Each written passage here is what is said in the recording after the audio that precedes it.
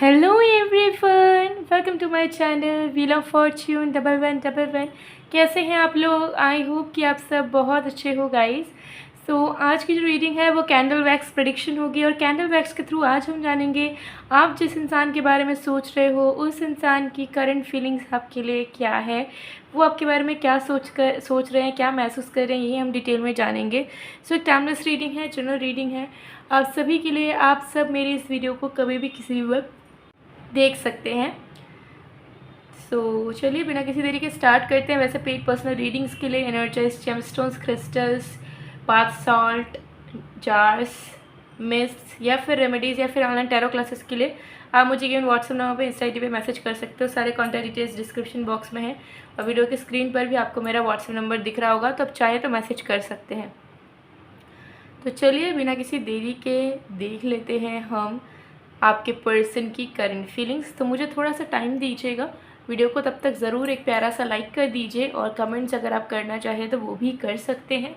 जब भी आपके लाइक्स और कमेंट्स में देखती हूँ मुझे बहुत खुशी मिलती है, लगता है कि मेरा जो परिवार है मुझे सच में बहुत चाहता है एंड सपोर्ट करता है। तो ज़रूर लाइक कमेंट शेयर कीजिएगा, सब्सक्राइब भी कर लीजिएगा नहीं किया है तो। चलिए let's see.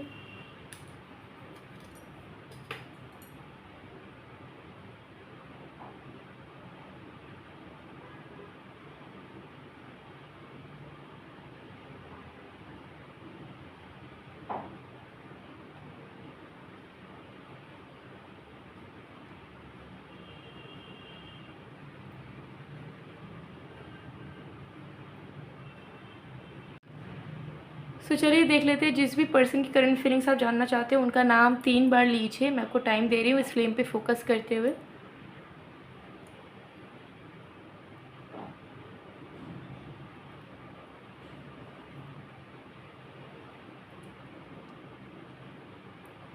Okay let's see, let's start.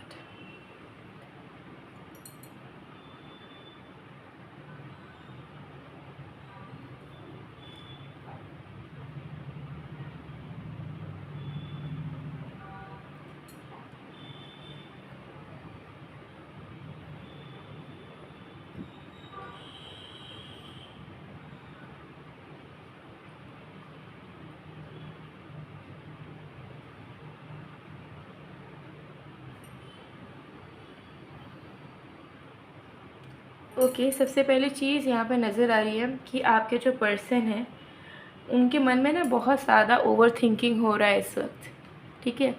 लेकिन वो समझ नहीं पा रहे हैं कि उस ओवर थिंकिंग को वो कंटिन्यू रखे, उस ओवर थिंकिंग के वो सच मान ले या फिर वो आपके इमोशंस पे विश्वास करे, ठीक है। उन्हें आज तक यही लगता था कि आप उनसे बहुत प्यार करते हो, अनकंडीशनल वे में प्यार करते हो और आप उनसे इतना ज़्यादा प्यार करते हो कि आप उनके लिए कुछ भी करने के लिए तैयार हो सकते हो, इतना मन में आपके प्यार है।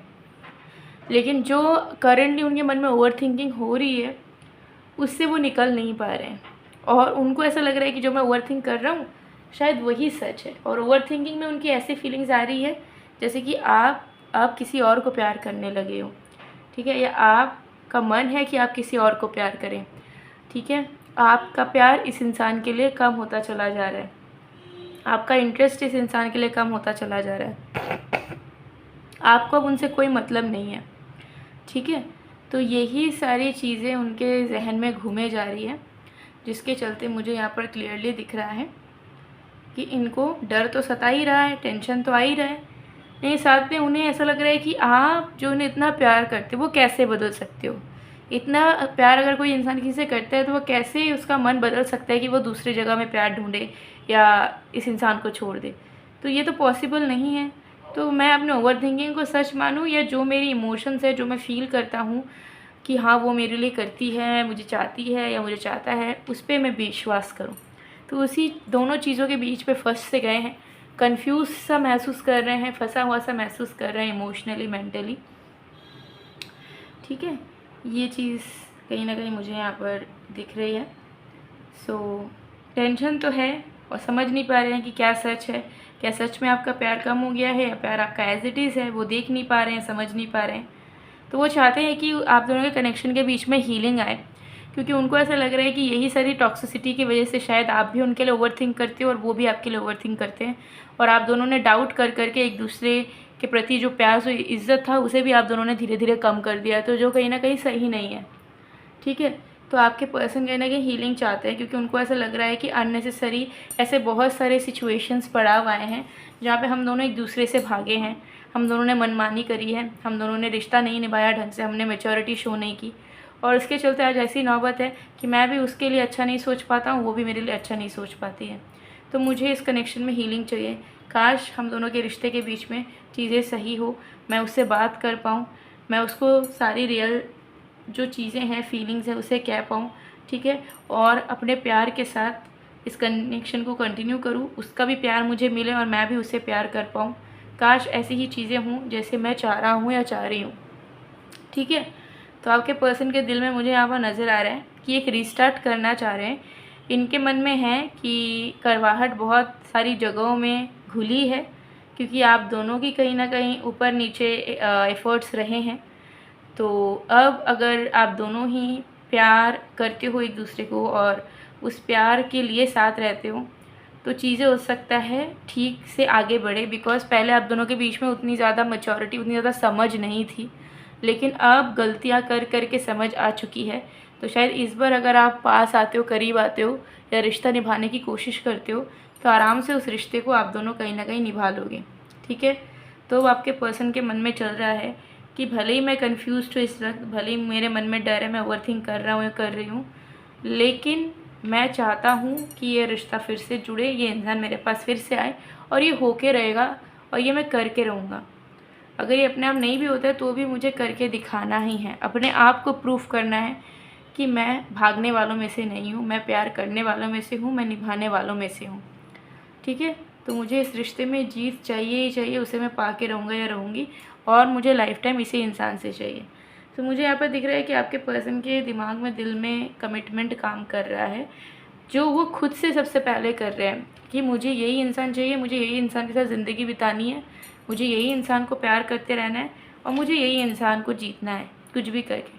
सो ये इंसान खुद से प्रॉमिस एंड कमिटमेंट कर रहे हैं कि चाहे कितने भी टॉक्सिसिटी हो, कितने भी नेगेटिव थॉट्स आए मन में, लेकिन इस कनेक्शन पे और आप पे गिव अप किसी भी हाल पे नहीं करना है।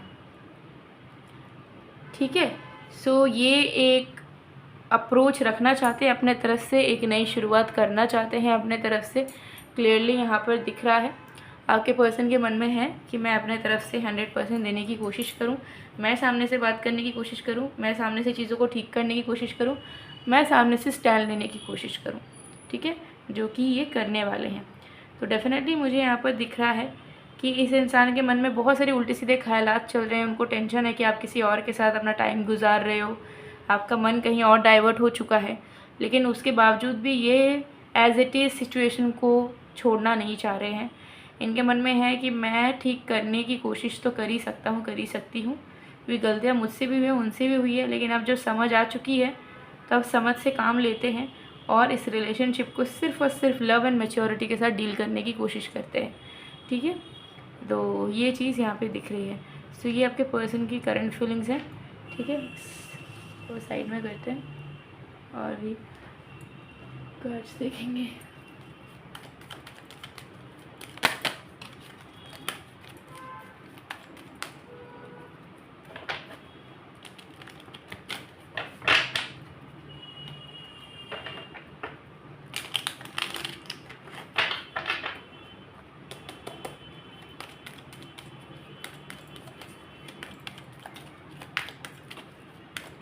let's see we have I wonder if you're happy without me। तो उनको कभी कभी लगता है कि आप उनके बिना कैसे खुश हो सकते हो, आप तो उनके बिना एक भी लाइफ को इमेजिन नहीं करते थे। ठीक है, आप उनको बहुत ज़्यादा प्यार करते थे, तो पॉसिबल कैसे है कि आप उनके बिना खुश रह पाएँ। ठीक है, या उनके बिना लाइफ को आराम से कंटिन्यू कर पाएँ। तो ये चीज़ कहीं ना कहीं उनके मन में चलती है। फिर उन्हें और एक बार ऐसा लगता है कि शायद आप उनके बिना ही ज़्यादा खुश हो, कोई और शायद आपके लाइफ में आ गया है। तो उनको वो समझ नहीं पाते कि सच्चाई क्या है, और वही चीज़ उनको अंदर ही अंदर बहुत परेशान करती है आजकल। ठीक है, जिसके चलते उन्हें ऐसा लगता है कभी कभी कि नहीं, वो सिर्फ आपको याद करते हुए नहीं रह सकते, आपकी यादों में नहीं जी सकते, उन्हें आप चाहिए, वो आपका प्यार चाहिए, जिसकी वजह से I can't listen to this songs that remind me of you.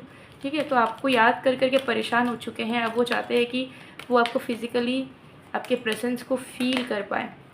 I am grateful for this spiritual lesson. तो जो लेसन उन्हें मिलना चाहिए था वो मिल चुका है, वो सीख चुके हैं, पहले से ज़्यादा वाइज वो हो चुके हैं, नेचर में विजडम उनके अंदर आया है। ठीक है,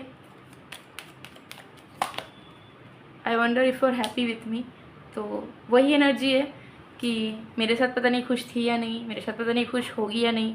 ठीक है, तो यही सारी चीज़ें हैं कि क्या सही है क्या नहीं है। ठीक है, कभी कभी तो लगता है कि ये रिश्ता आप दोनों के लिए ही बना है, कभी कभी उन्हें लगता है कि आप उनके बिना ज़्यादा खुश रहोगे, लेकिन स्टिल देन माइंड में उनके एक ही चीज़ है कि मुझे अब समझ आ चुका है कि कहाँ पे गलतियाँ हुई थी, कहाँ पे चीज़ें ख़राब हुई थी। सो अब उसी चीज़ को सही करने की कोशिश एटलीस्ट मुझे करनी ही है, चाहे कुछ भी हो जाए, चाहे कोई बीच में भी क्यों ना रहे, थर्ड पार्टी क्यों ना रहे, मुझे करना है तो करना है। ठीक है, तो इस सेल्फ प्रॉमिस में वो इंसान आ रहे हैं।